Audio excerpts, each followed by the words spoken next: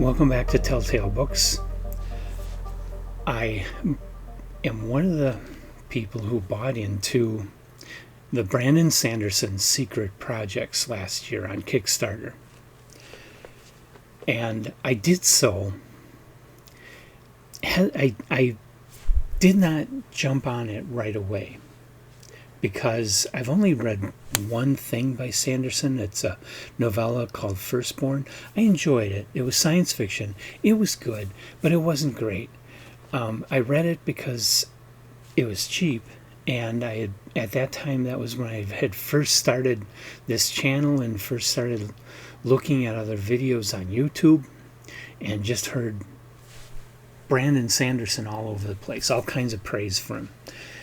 And me being more of a science fiction person, I saw this science fiction novella. It was, I believe, $1.99 on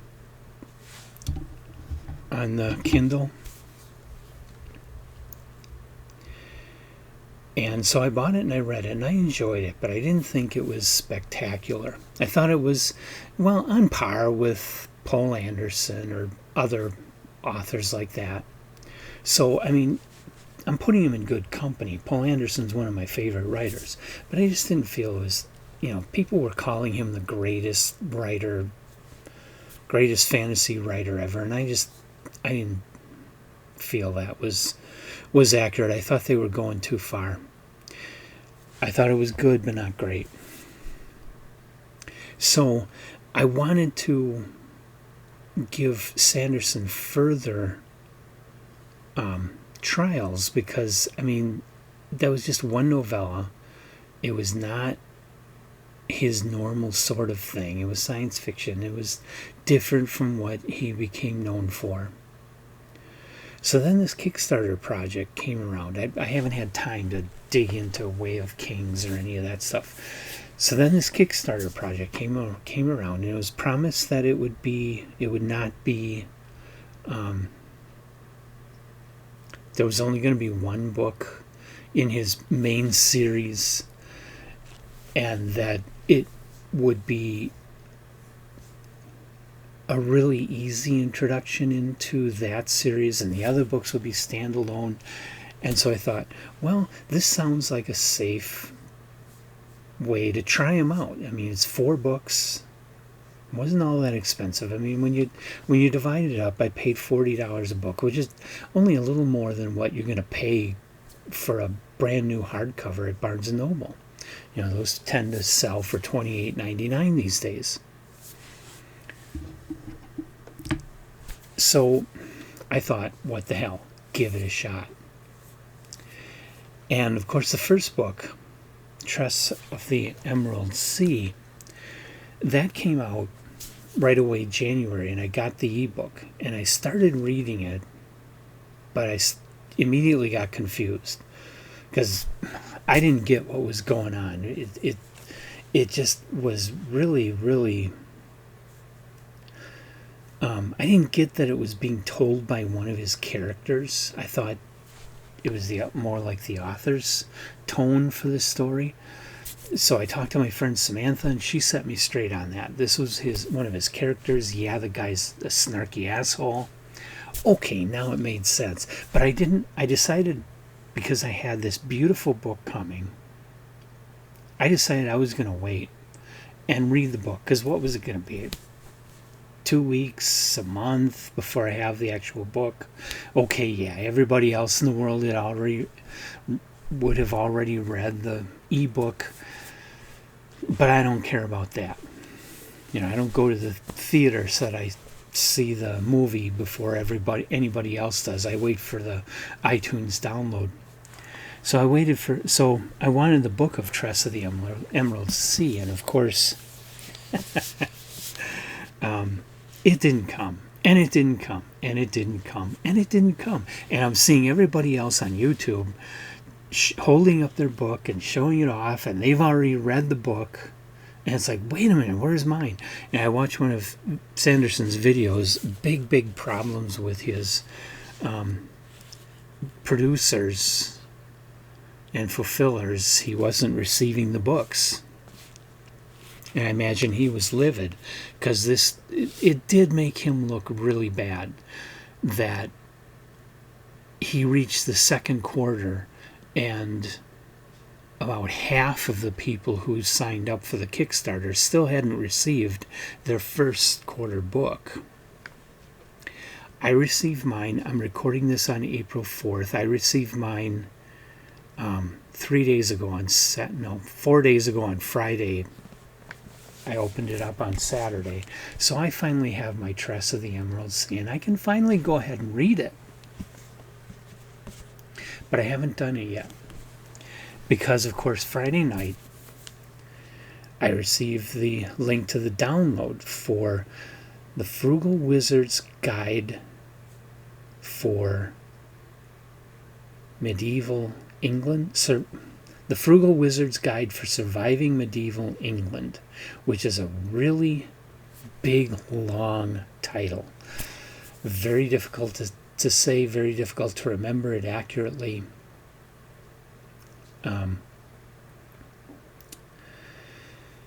But that's what he titled it. And so that's what we're stuck with. And the title makes sense, actually. It makes a lot of sense. It's not. I'm not saying it's a bad title. I'm just saying it's really hard to sit here and remember exactly what that title is. So I downloaded it. I talked to Samantha before we got the download email because she got the Kickstarter too.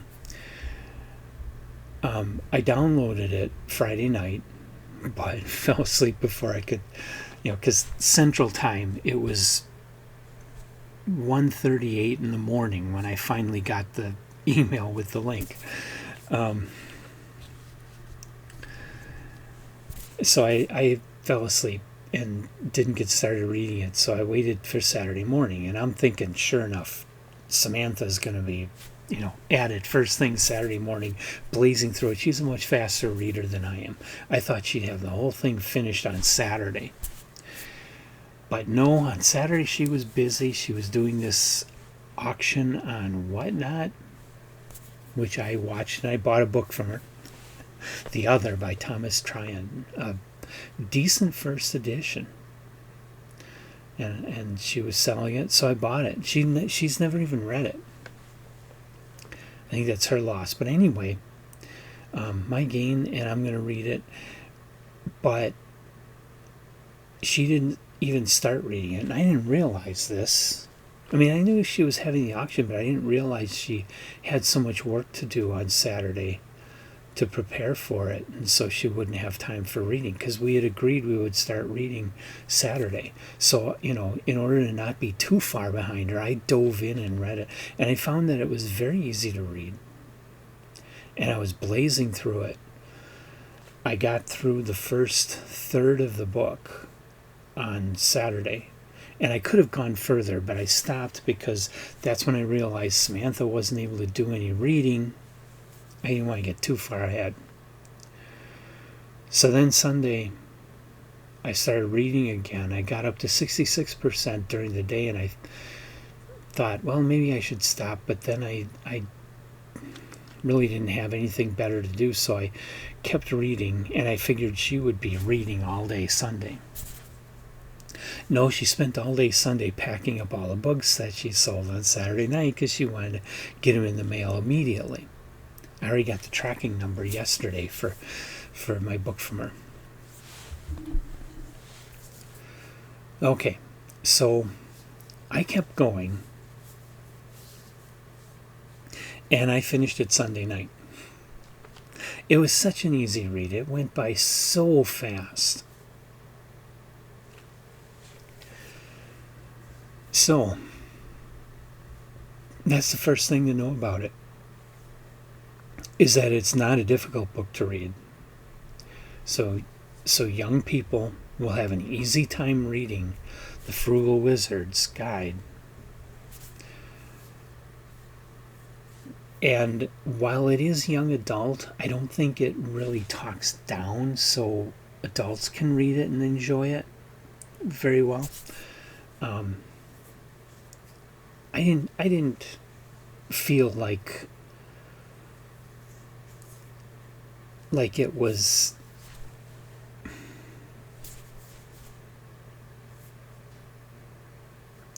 I didn't feel like it was terribly young. The protagonist was an adult.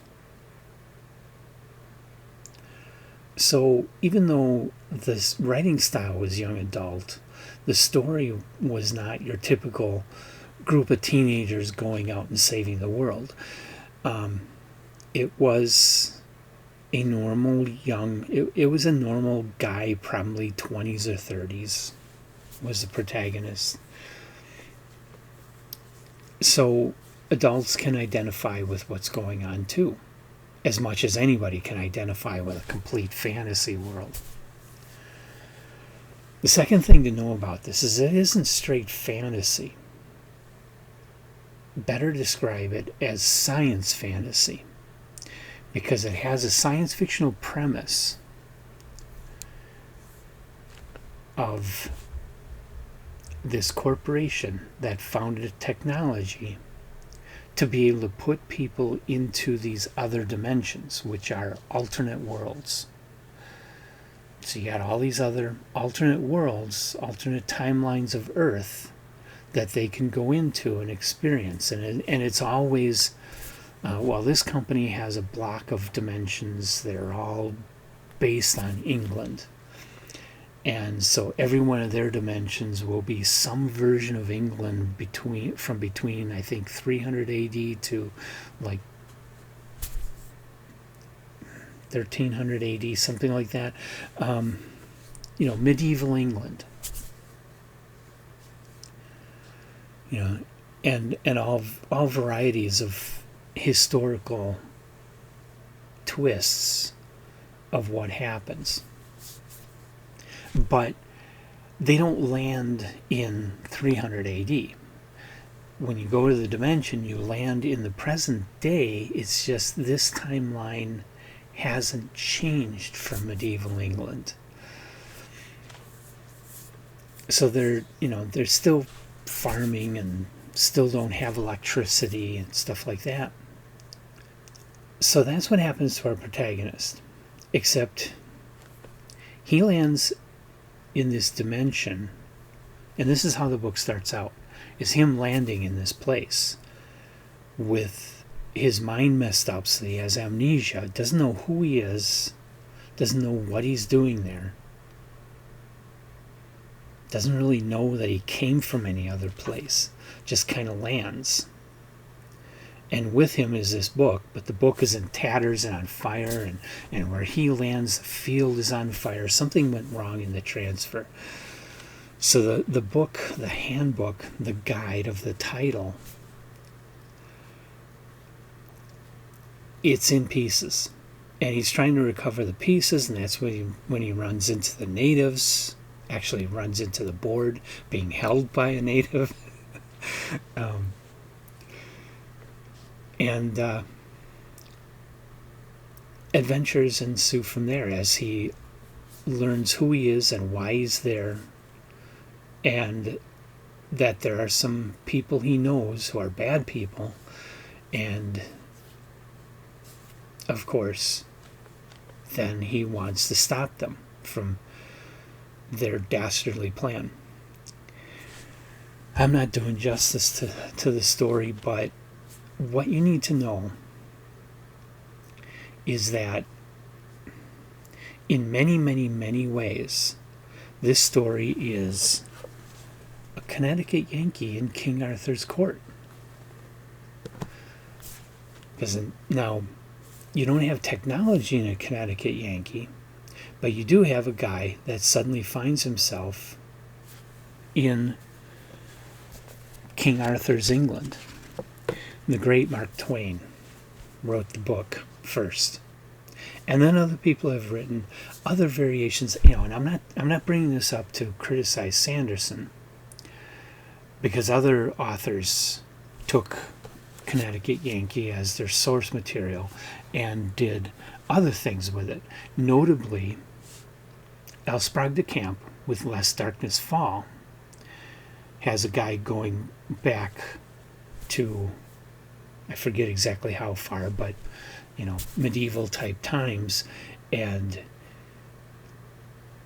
he's an engineer, so he starts showing them technology and starts helping them to advance.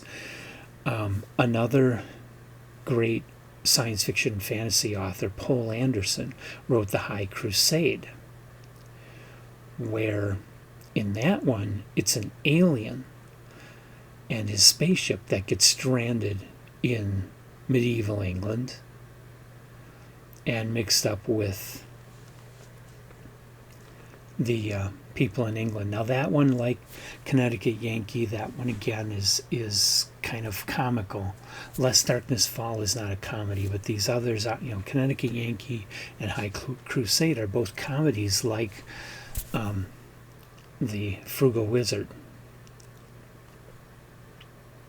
And then another one along these lines that is a lot more serious is Michael Moorcock's Behold the Man, where a time traveler goes back to the time of Christ and finds himself in the role of Christ. So there are some really great precedents to this type of story and to this idea of taking Mark Twain's basic story and rewriting it in different ways and exploring different historical situations. Now this one adds into it this whole thing where not going back in real Earth history, but going sideways into another dimension where the Earth simply hasn't changed since medieval England. That makes it very much different. Adds a much more science fictional side to it. So this is a twist on the old story of Connecticut Yankee and King Arthur's Court. My feeling, though, even though I have yet to read Connecticut Yankee and King Arthur's Court, my feeling is that this book doesn't hold a candle to the original Mark Twain. This book was a lot of fun to read. I'll give it that. It was fun to read. And like I say, easy, enjoyable, interesting. It captivated me to the point where I read the whole thing in a weekend, 2 days' time. I never do that. It takes me a week to read a book. But it's an enjoyable book. Definitely not a classic. And what I'm hearing from other people who have already put their videos on YouTube about this is that it's not even Sanderson's best. It's not up to the best of his writing, which is kind of unfortunate. But hey, you can't always be at your best. Sometimes you're going to fall short through no real fault of your own. Maybe you're just too tired. Maybe you're burned out a little bit. Maybe your ideas just aren't flowing. And you need a vacation. I don't know. Whatever was going on, this book is not his best, but it is good. It is good. It's solid, good fun.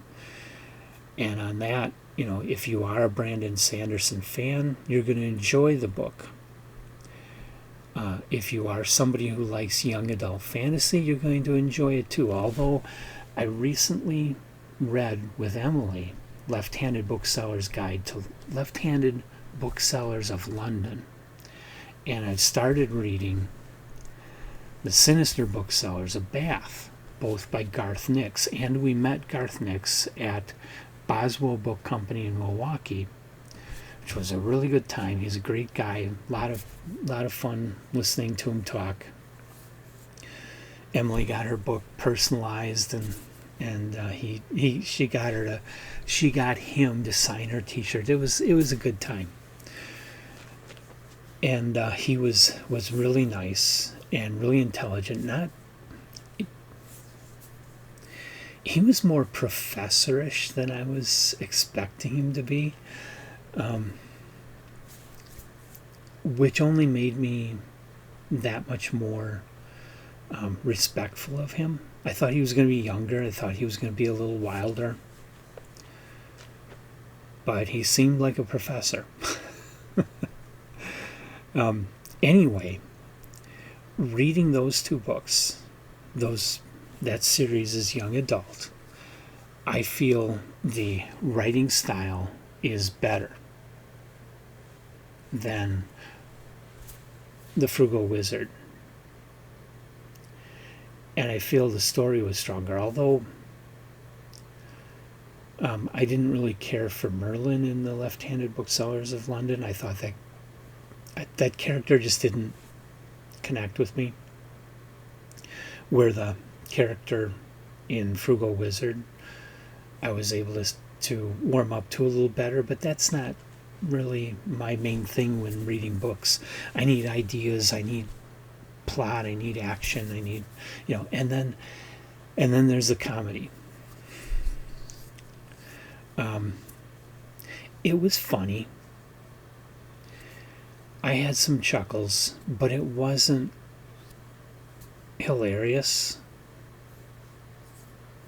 I was kind of expecting it to be a lot funnier than it was, and at least for me, most of the humor fell flat.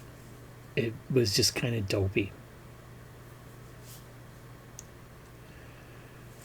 So it didn't work for me. So the humor wasn't working for me. I chuckled. It was a little funny, but it wasn't laugh out loud.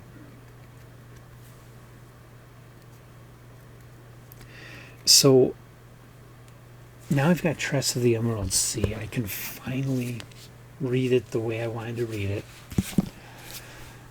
And I do regret being talked into reading the ebook of Frugal Wizard, because I do think I would have enjoyed it more had I read the actual book. Reading the ebook, now I've kind of lost that experience of reading it for the first time in a really beautiful volume. And these are beautiful books. They did a great job with the graphic design and the production and the illustrations for this book. The illustrations that I've seen for Frugal Wizard are also really, really good. And I'm looking forward to seeing the book, but I probably won't read the physical book when it comes, because it wasn't that great. It's the kind of book that if I hadn't bought into this Kickstarter sight unseen, if I would have just seen the book in Barnes & Noble, I probably would have read the synopsis and walked on by.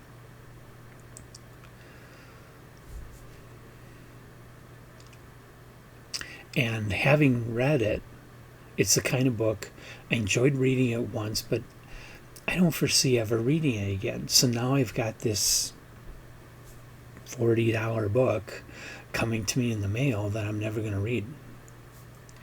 I really wish I could have waited and read it in the physical copy like I'm going to Tress of the Emerald Sea. But like I say, I got burned by Tress.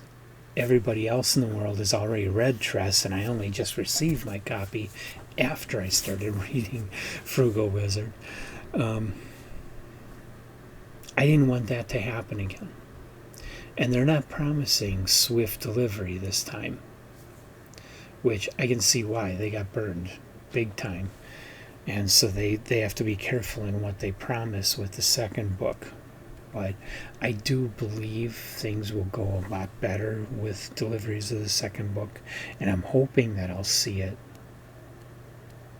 by the end of April or early May. But I'm hoping it won't be the beginning of quarter 3 when I see Frugal Wizard land on my doorstep.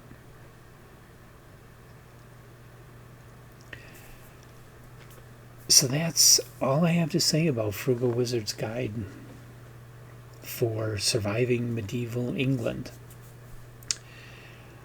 If you like that sort of thing, if you love Sanderson's work, if you love young adult fantasy, I think you'll enjoy this book, and I would recommend it to you. If you're looking for brilliant, high adventure fantasy, this isn't it.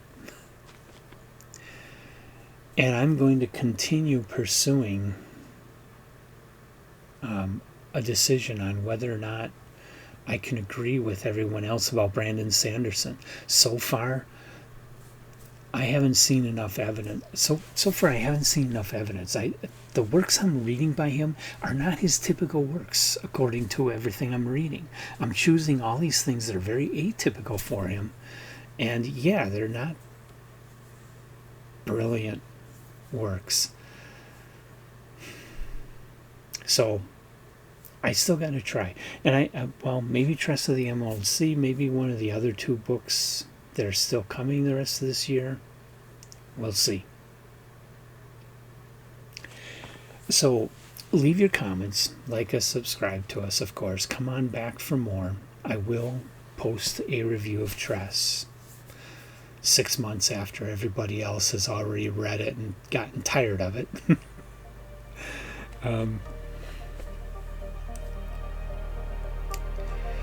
And I hope to see you back here again.